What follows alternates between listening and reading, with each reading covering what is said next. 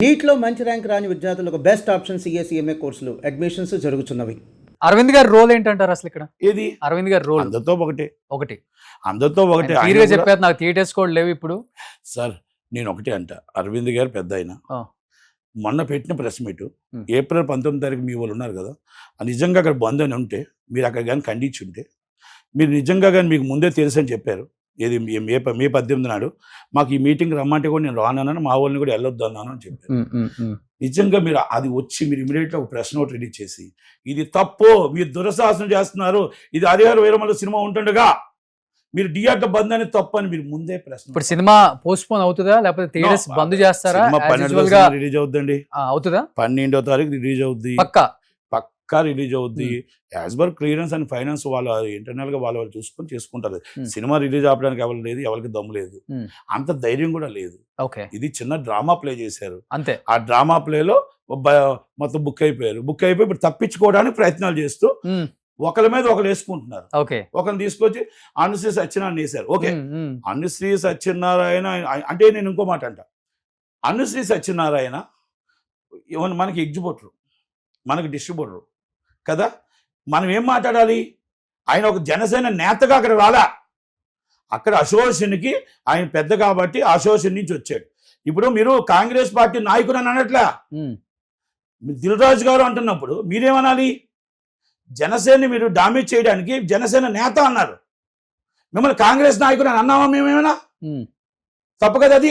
Okay, మీరు distributor Anusri Satyanarayana అని ఉంటే బాగుండేది, ఎగ్జిబ్యూటర్ అనుశ్రీ సత్యనారాయణ అంటే బాగుండేది, జనసేన నేత అని ఎందుకు వచ్చాడు? ఓకే, అంటే మీరు జనసేనకి డామేజ్ చేయడానికి ముందే ప్రయత్నం చేస్తున్నారా? నేను అడుగుతున్నా. ఇది ఇంకా ఆయన FDC లో ఉన్నారు కాబట్టి, FDC చైర్మన్ కదా, Okay. మేము అడుగుతున్నాం అన్నమాట. మీరు FDC చైర్మన్ గా దిల్ రాజు గారు అంటాం కానీ కాంగ్రెస్ పార్టీ నాయకుడు అంటావా? కాదు కదా. ఇవన్నీ నామినేటెడ్ కదా.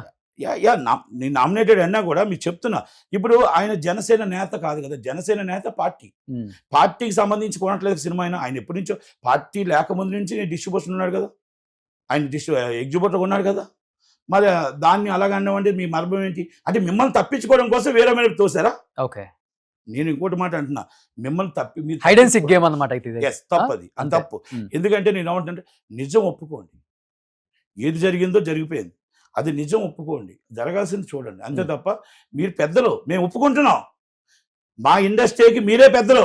పవన్ కళ్యాణ్ గారి రియాక్షన్ ఏంటండి అసలుకి ఇంత జరిగిన పవన్ తర్వాత? కళ్యాణ్ గారి దగ్గర మేము ఎన్ని మాట్లాడుకున్నా పవన్ కళ్యాణ్ గారి దగ్గర అంత హిస్టరీ ఉంది సార్. ఓకే, ఎవరు తప్పు చేశారు, ఎవరు కావాలని చేశారు, అదన్నీ ఎవరు ఆయన ఆపేస్తున్నారు, అన్నీ ఆయన దగ్గర ఉన్నాయి.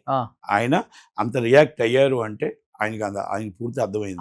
ఆయన చుట్టూ ఉన్న మనుషులు కూడా ఉన్నారా దాంట్లో? నేను ఒకటే చెప్తున్నాను కదా, ఇప్పుడు మనం ఇంకా మాట్లాడకూడదు కానీ యాక్చువల్గా యాక్షన్ స్టార్ట్ అయిపోయింది. ఎగ్జిబ్యూటర్లు కూడా అర్థం చేసుకోవాలా. 13 వీళ్ళందరూ లీజ్ లేనప్పుడు మరి 1300 మంది ఎగ్జిబ్యూటర్లు ఏమయ్యారు? 1300 మంది ఎగ్జిబ్యూటర్లు నిర్ణయం తీసుకుని చావోరేవో తేల్చుకుంటున్నాం బంద్కి. 1300 మంది ఎగ్జిబ్యూటర్లకి 15 మంది ఎగ్జిబ్యూటర్లు నిర్ణయం తీసుకుంటారా?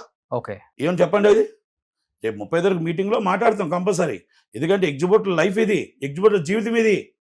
ఈరోజు మాకు థియేటర్లు అయినా సీజ్ అయినా, థియేటర్లో ఇబ్బంది వచ్చినా, వీళ్ళు చేసిన పాపాలకి, వీళ్ళు చేసిన మాయలకి, వీళ్ళు చేసిన కుట్రలకి మేము బలైపోతాం. ఇప్పుడు ఎంఆర్ఓ ఆల్రెడీ ఎంఆర్ఓ గారు అన్ని థియేటర్లు చెకింగ్ చేస్తారు.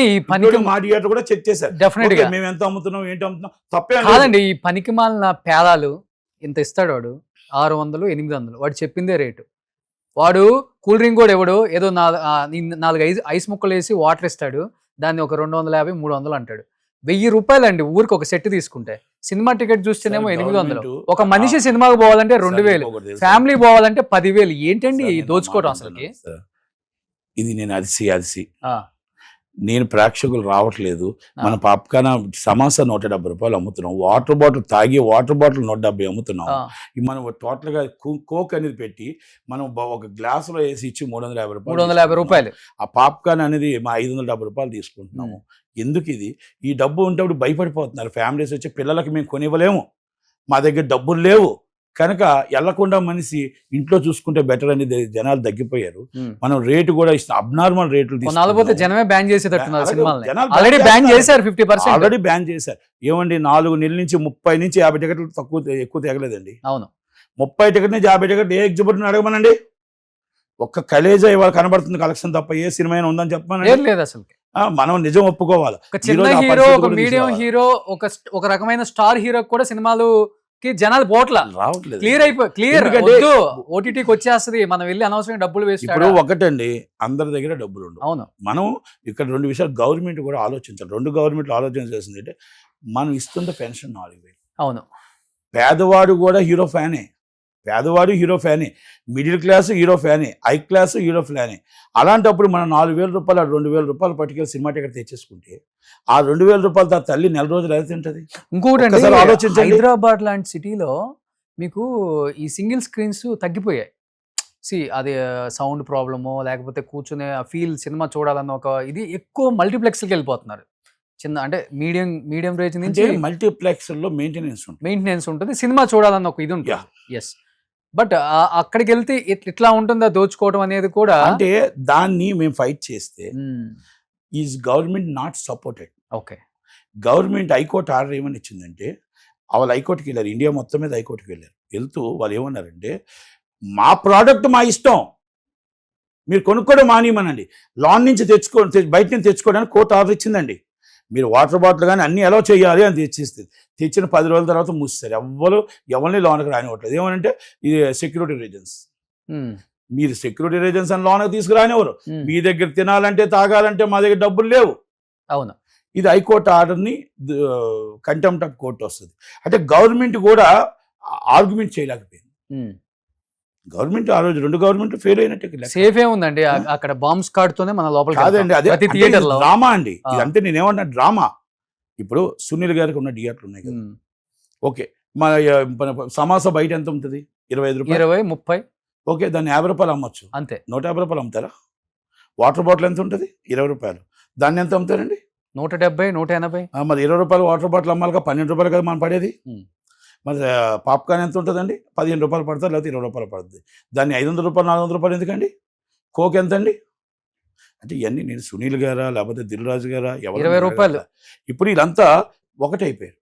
ఇప్పుడు దిల్ రాజు గారు, సునీల్ గారు వీళ్ళందరూ ఒకటైపోయి మొత్తం టోటల్గా 1 మ్యాన్ షో. ఇప్పుడు ఇదే అంటున్నాను నేను. మీరు ఇప్పుడు ఇవన్నీ కూడా మీ దాంట్లో డిబేట్ పెట్టండి, నేను చూపిస్తా. వాళ్ళని ఇది కరెక్టా కాదని ఒప్పించమండి, ఇది అబద్ధం అని చెప్పమానండి. వాళ్ళు థియేటర్స్ లేవు అన్నాడు, ఆ 4గురిలో నేను లేను అన్నాడు. 4గురిలో లేననేది అబద్ధం అని తేలిపోయింది. కుట్రలో నేను లేననేది తేలిపోయింది. ఆయన ఉన్నాడని అర్థమైపోయింది. ఇప్పుడు థియేటర్లో అర్థమైంది. ఇంకా లిస్ట్ ఎవరు ఇచ్చారో కానీ ఆ లిస్ట్లో ఇంకా కొన్ని రావాల్సి ఉన్నాయి. ఓకే, కొన్ని అటు ఇటు ఉన్నాయి కాబట్టి ఓకే, నో ప్రాబ్లం. కానీ ఇక్కడ మొత్తం టోటల్గా థియేటర్లు మొత్తం 1000 థియేటర్ల పైన లీజులో ఉన్నాయి. Okay, so last and final గా చెప్పండి నటి గారు, హరిహర వీరమల్లుని ఆపే దమ్ము ఎవరికైనా ఉందా? హరిహర వీరమల్లు సినిమాని ఆపే ధైర్యం ఎవరికి లేదు, రాదు, రాబోదు. నెంబర్ 1, ఇలాంటి కుట్రలు ఎన్ని చేసినా ఆయన ఎదుగుతూనే ఉంటాడు. ఆయనే డిప్యూటీ సీఎం, రేపు కాబోయే సీఎం. సెంట్రల్లో కీలక పాత్ర, కీలక వ్యక్తి. ఈ రోజు సెంట్రల్లో బీజేపీ అతి ఎక్కువ బాధ్యతలు అప్పచెప్తుంది. నమ్మకంగా ఉన్న వ్యక్తి ఎవరైనంటే, నిజాయితీకి మారిపోయారంటే ఆయనే పవన్ కళ్యాణ్, కొన్నిదల పవన్ కళ్యాణ్.